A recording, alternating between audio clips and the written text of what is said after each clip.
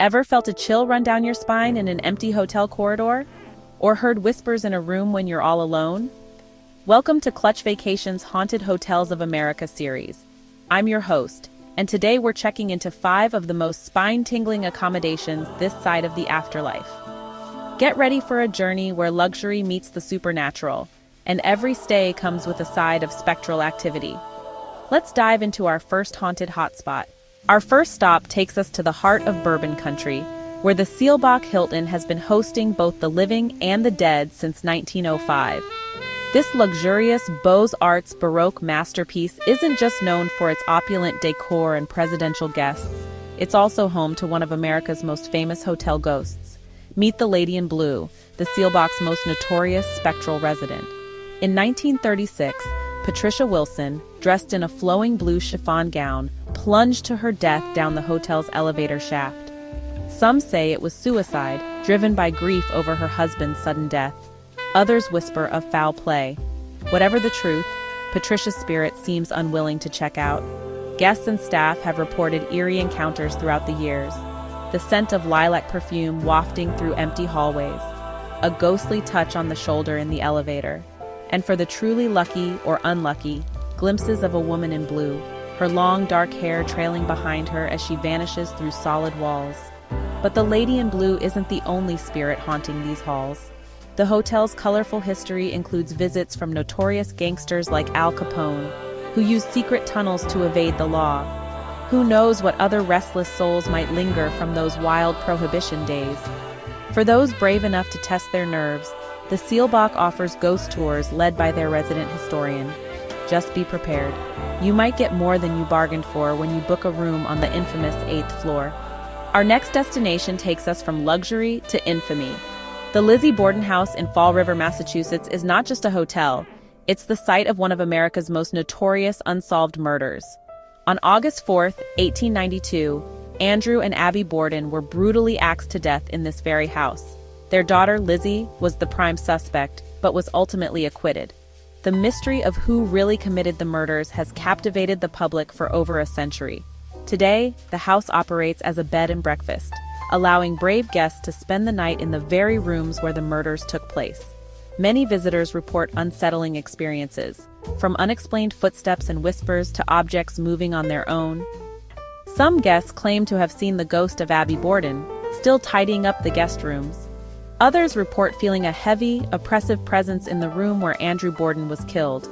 And more than a few have been startled awake by the sound of phantom axe blows in the dead of night. For the ultimate thrill seekers, you can even book Lizzie's room, if you dare to sleep where the accused spent her nights after the murders. Our journey continues to the charming city of Baltimore, where the Lord Baltimore Hotel has been a landmark since 1928.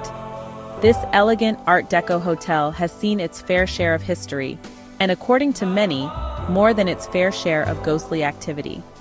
The most famous spectral resident is a little girl in a cream-colored dress and black shoes. She's often seen bouncing a red ball in the hallways or lobby.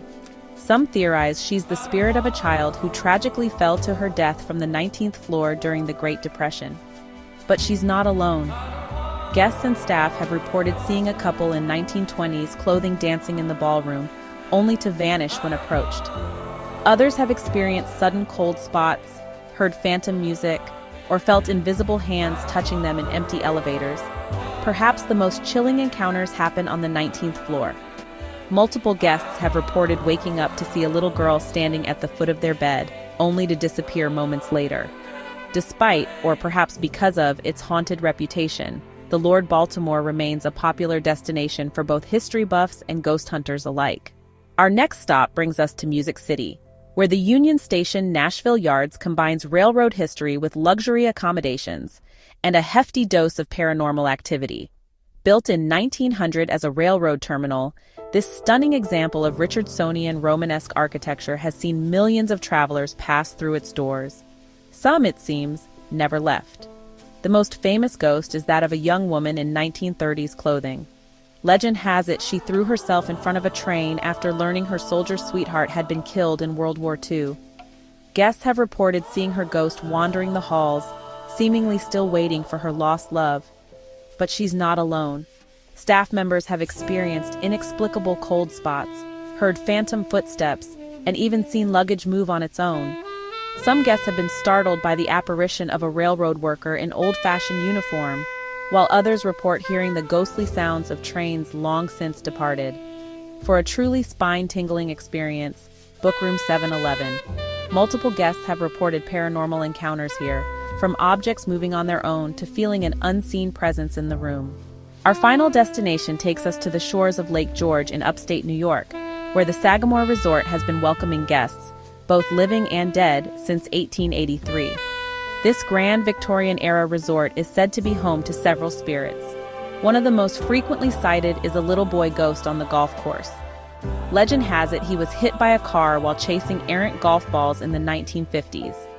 Today, he's often seen retrieving balls and playfully tossing them back to surprised golfers.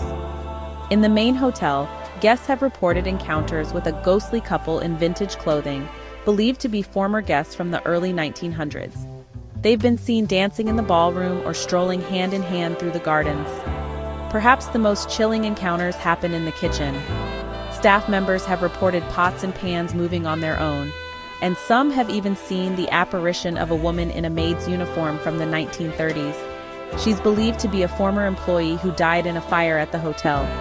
For those seeking a paranormal experience, the Sagamore offers ghost tours that delve into the resort's spooky history and highlight the most active areas for ghostly encounters. And there you have it, folks.